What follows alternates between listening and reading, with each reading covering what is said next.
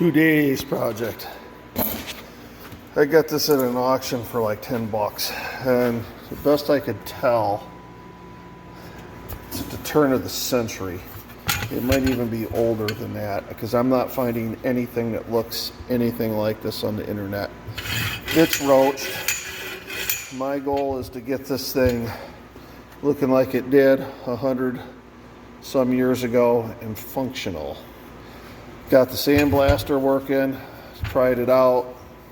Only took me about 30 seconds to go this far, so hopefully this job won't be as bad as some of the others. It's probably just a leather seal in here. There's probably a ball bearing in here too on a spring. Not sure. I've never taken a pump apart before. Let's see how this goes. I got it apart. I was right. There were leather seals in here, but the more I look at this pump, the less I think it's an air pump. I think it's a liquid pump. There's the check valve was missing, but there's something interesting. I don't know. I'm going to have to pull up some patents, but the air inlet's on the bottom here. So when you pull the plunger up, it's sucking the air up through the bottom, and then I think there was a check valve here that's gone, and when you push down, the casting has a port that goes through to this side. Fills up this tube, but why is there an inner tube in here? That makes no sense to me. So we got a missing check port. That looks like a spare nozzle that like you would find on a sprayer. That was on here.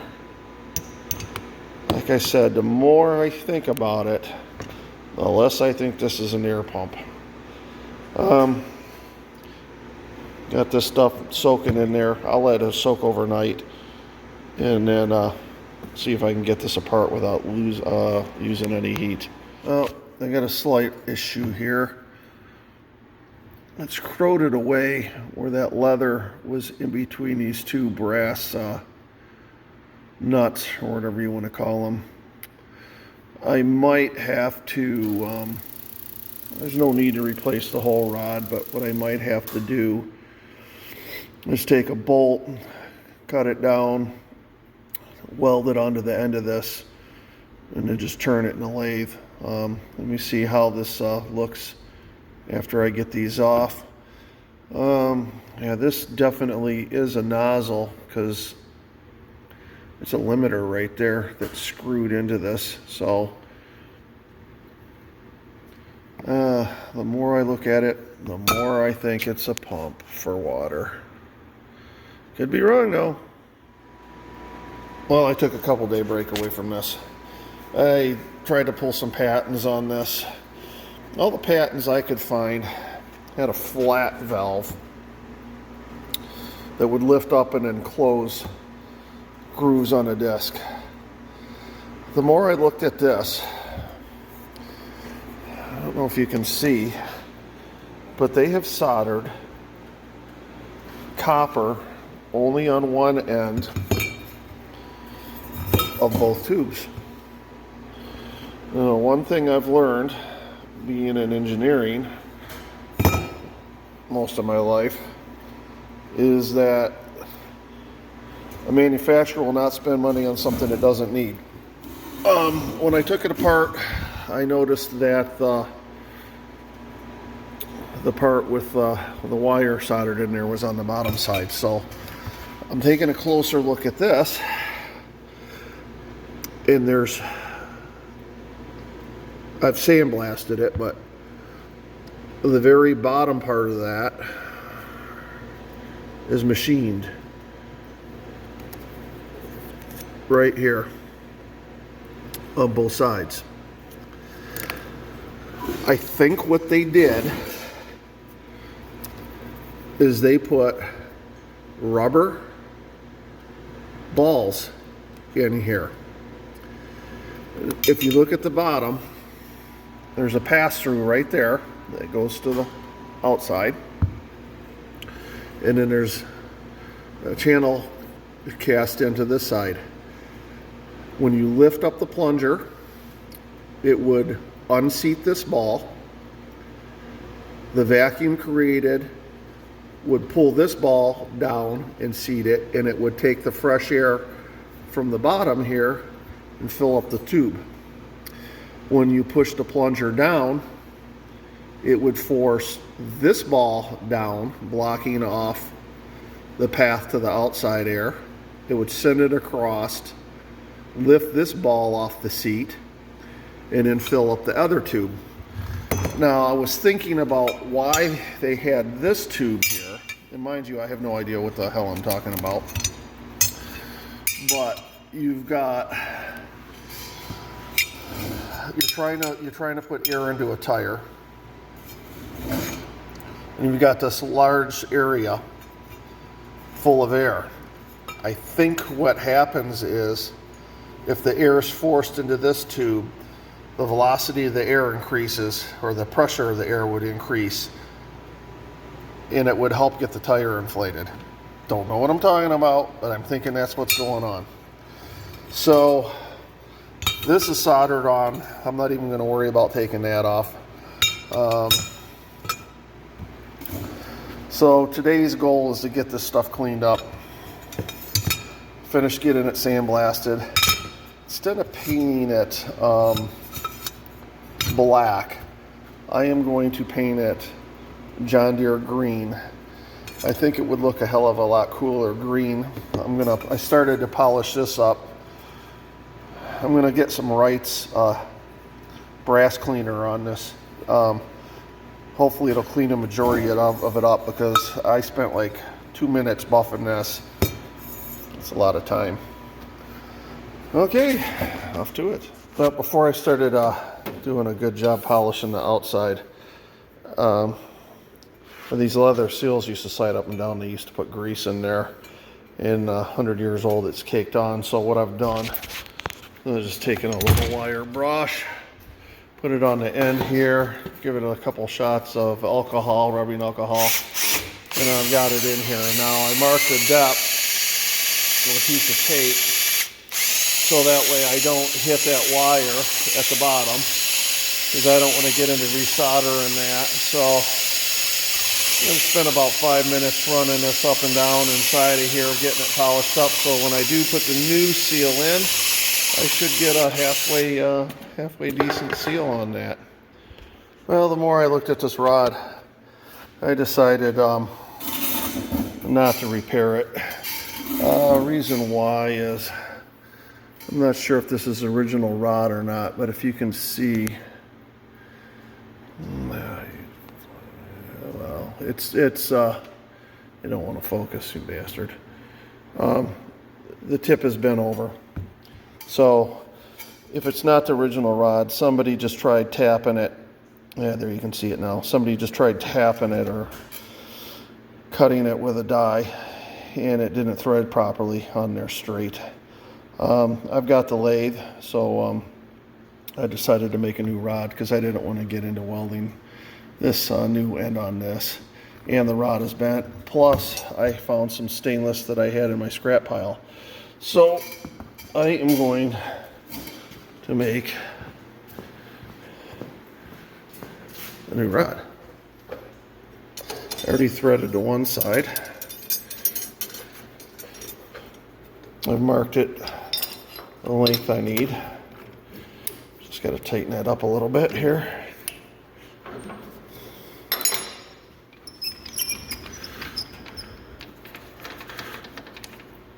And just cut that off right there.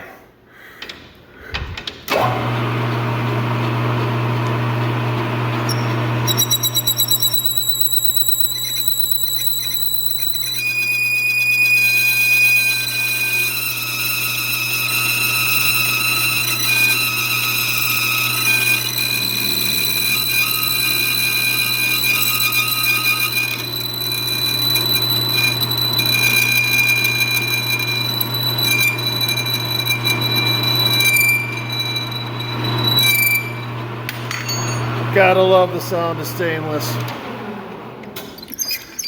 So the way I usually do this is I don't have a good thread cutter tip. So what do I do with it? Had it around here somewhere. Jesus, I should put shit back where it belongs. What I'm going to do is I'm going to get it started, and then I'll come back and do it by hand the rest of the way. Just kind of finish it up. That way I know I got the threads started on straight and they're not going to wander to one side or the other. So I'm using a wire wheel. I got almost all the rust off the rod. And then it really did a good job cleaning up brass. I don't think I'm going to have to do anything more to the brass here than polish it up. I'll probably clear coat it so it won't tarnish. That part's turning out well.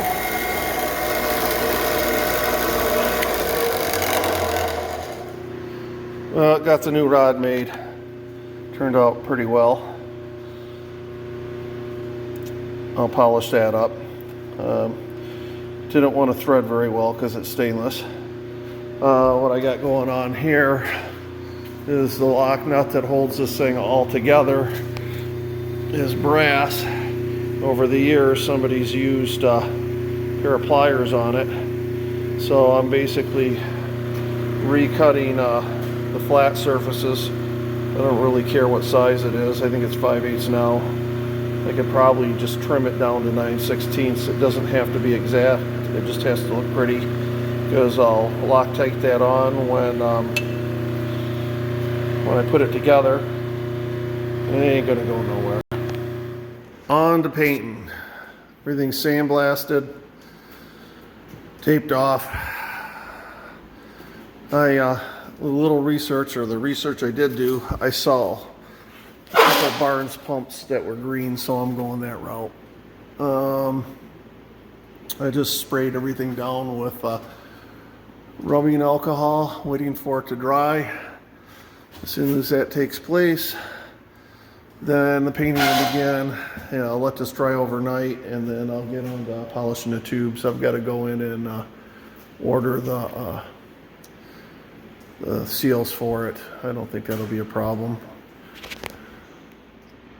Okay, we've got about 6 coats on it right now.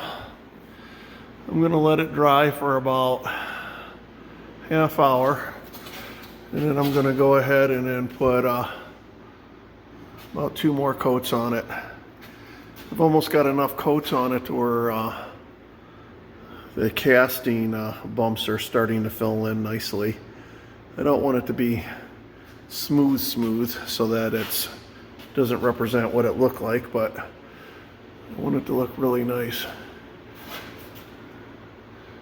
And it's taking the paint pretty well. So I'm gonna drink my Minnesota Gold. I'm done with that. 2 more coats, and then time to eat. Well, I got a couple things going on today. I'm working on that air pump again, but while I'm doing that, from videos way back ago, you guys remember we bought this other 1920 Nash that is not in the best of shape. I've got clamps holding the fenders on and engine seized up. We went to get the title put on our name, and Secretary of State wouldn't do it because they accused us of title skipping because the guy we bought it from didn't put the title on his name. So we have the police coming out right now to do a VIN number inspection, even though in 1920 they did not have VIN numbers. But you're going to come out and look at it anyways, and basically we're going to throw some money at the government, and they're going to, or the Secretary of State, and they're going to let us put this title into our name. We have to have the car appraised too, so there's another $300-400, and then we have to have a bond put on it. It's literally an absolute joke. The lady that owned the car before this, or her husband, she's long gone. so we can't even contact her to have it put in her name. I'm back into working. Oh yeah, we're supposed to get like 6 inches of snow tonight. I can't wait. No, seriously, I love plowing snow. I got the pump pieces painted. I think they turned out very well. I really like the color of this. It's coming across more as a blue on the phone just because of the LED lights, but it is green. I could not find a plunger seal anywhere for this, so I went up to the local leather shop, and for a few bucks they sold me some saddle leather. This is 1 inch diameter. I am going to make a jig, and I am going to try making my own cup seal. I've never done it before. I don't think it's going to be that big deal. I'll show you as progress goes by how that goes. Okay, everything's zeroed out. Got a 1 inch end mill on there. I'm going to plunge this 3/4 of an inch in, and that'll be the outside of the die for the leather. And then I'll find a washer or something else that'll fit in there, and then I'm going to wet the leather down, put my whatever in there, and put it in the press overnight. So, I think I got that whistling a little too fast. Yes, I do. I need to slow that down. It's gonna catch that thing right on fire quicker than shit.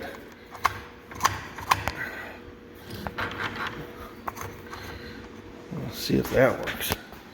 That'll be a little bit better.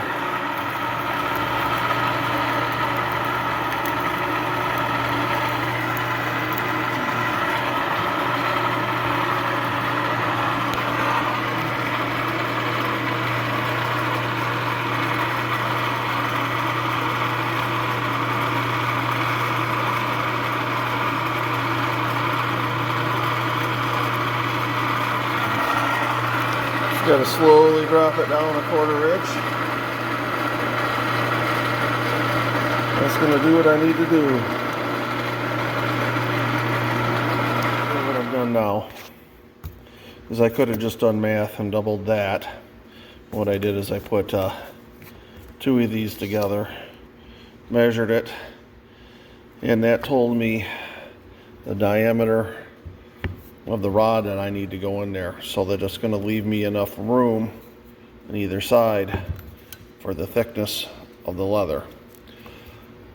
To center that, just basically measured it, drew it around there, and what I'm going to do is soak this for, I don't know, half hour, get it nice and wet. Then I'm going to put this in here, and then I'm going to press this straight down and let it sit overnight, and then I'll come back and trim it up.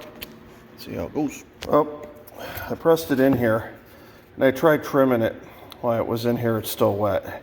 It was difficult, so I scored it all the way around. I'm going to pull it back out of here, roughly trim it with some scissors, and then repress it. Oh, and the sheriff came out. Got a great county here. I don't think it took an hour. And I got all the paperwork I need for the Nash signed. Real nice guy. Chatted for a little bit about deer hunting and fishing and all that crap. Okay, back to this. Well, this is taking forever.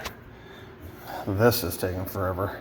I found if you put this stuff on it and let it sit, and hit it lightly with the sandpaper, it'll take it down to that, and then I can buff it with the wheel.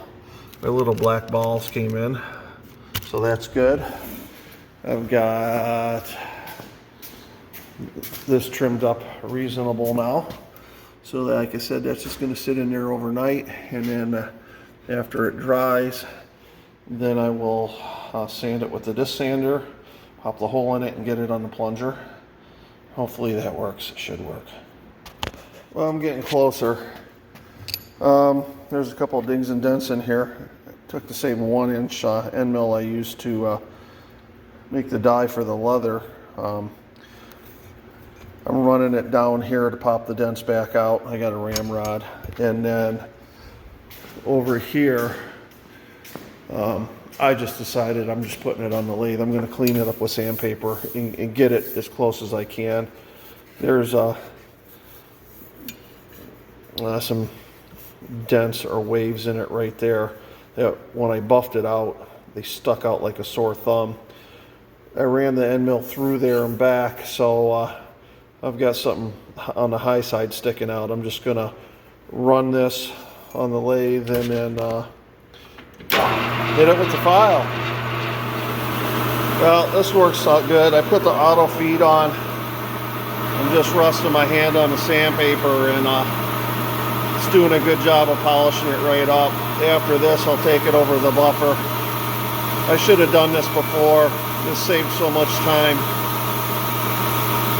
It's turning out pretty good so far. Well, I just pulled the leather cup fixture out of the press. I'm gonna go over to the belt sander here and I'm gonna try cleaning this up a little bit before I pull it out. The tubes are coming along well. They're too hot to hold right now, so I'm letting them cool down. Get them out of the way. Sand this up a little bit, pick it out. Keeping my fingers crossed I did this right. Okay, I think it turned out pretty good. I'm going to soak it in oil. I'm going to put a washer on this end of it so that when I tighten it down, it flattens out a little bit more. It's kind of looks like a valve seal from like a 70 GM right now. But I'm going to get some oil on it, get it absorbing the oil, get it nutted in place, and I'm pretty sure that's it. That's going to work. Valve body going together now. I got some 1/2-inch balls here, and I also added some O-rings to the bottom of this to help seal for blow-by. I'm sure they probably used felt or leather back then, but it is 2023 now. So when the plunger comes up, this valve ball lifts up. When it goes down, there's a port, goes from here to here, lifts that ball up, fills up the tube. This side's pressurized now. When you go to lift the plunger back up, that ball will fall down and seal it. So pretty easy setup. There we go. Except for the hose. It is done. Well, no, it's not done. This paint won't dry. Anybody that thinks about heating a shop with one of these, for the love of God, do not do it.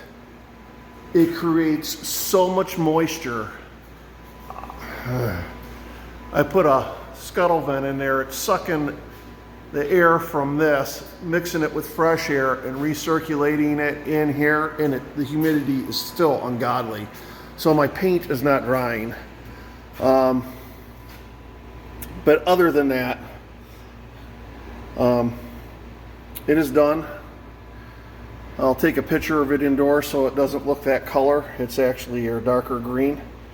And it does work. I just can't hold the phone and operate the pump at the same time. Gonna go on and see if I can continue to find hoses for this. Most bike hoses are 1/4 inch. This is 3/8 or half ID. So it was a fun project. Well, the pump's officially done. Took me a while to find the right hose and then the right end. I tried to get as period correct clamps as I could. Oh. And it does work.